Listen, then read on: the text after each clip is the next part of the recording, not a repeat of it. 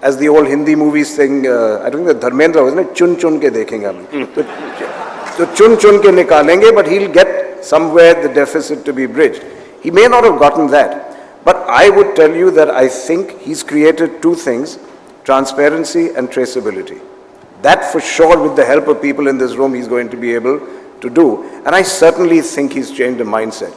There's clearly been a lot of dialogue on the demonetization issue, but you seem to be nudging us to be talking a little bit about that. And to my mind, you know, the question that the objective here, in my opinion, and for whatever conversations I've had with government, first and foremost was a change in mindset. If you look at the man who runs this country, and you look at Swachh Bharat, and he said it, he's the first person to go to the UN and talk about toilets. Now that was a risk. I don't think he has a fetish about toilets.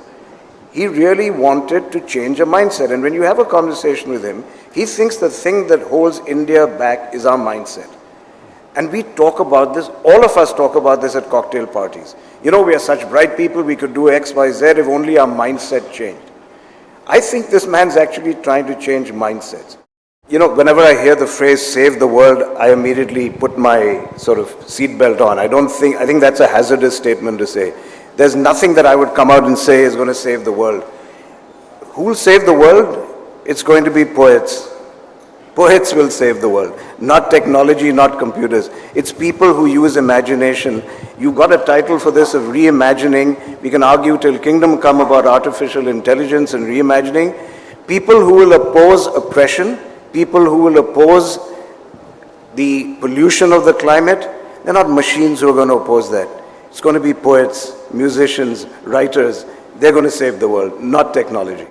To be honest, there was so much talk about autonomous cars that I felt compelled at, I think, one of our annual general meetings to just state out loud that the sequence of autonomy, if you will, is going to come first to tractors. Tractors don't run into anyone in the fields. They don't cause any paranoia.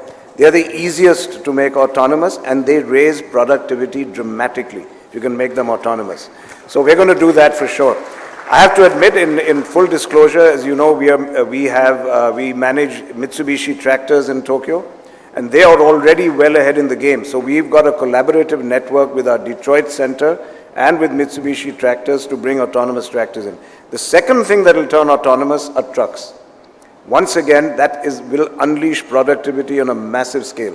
The biggest problem today in turnaround is the issue of drivers and of their fatigue.